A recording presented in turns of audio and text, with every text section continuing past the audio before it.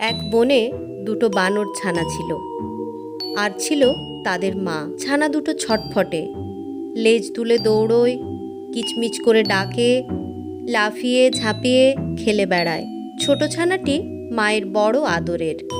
মা সবসময় তাকেই কাছে রাখতে চায়। বড়টির দিকে মায়ের তেমন টান নেই। একদিন সেই বনে এলো বানর ধরার দল। তাদের দেখে সারা বনে ছুটোছুটি পড়ে গেল।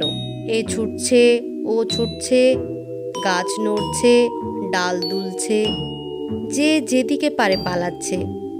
মা বানর দেখল লোকগুলো তার দিকে এগিয়ে আসছে। অমনি সে ছোট ছানাটিকে বুকে তুলে নিল। এক লাফে উঠে পড়ল গাছে। বড়টি রইল পড়ে। বড় ছানাটি তখন কি আর করে, একটি ঝোপের আড়ালে গিয়ে লুকোলো। লোকগুলো তাকে দেখতে পেল না। ওদিকে মা বানর ছুটছে, এ গাছ থেকে ও গাছে, এ ডাল থেকে সে ডালে। লোকগুলো তেড়ে আসছে যে। হঠাৎ একটি ডাল গেল ভেঙে। মা কোনো মতে আরেক ডালে লাফিয়ে গেল, কিন্তু হায়, বুকের ছোট ছানাটি ডাল সামলাতে পারল না। ডালে মাথা ঠুকে গেল তার, সে মরে গেল। খানিক বাদে বানর ধরার দল চলে গেল। মা বানর গাছ থেকে নেমে এলো।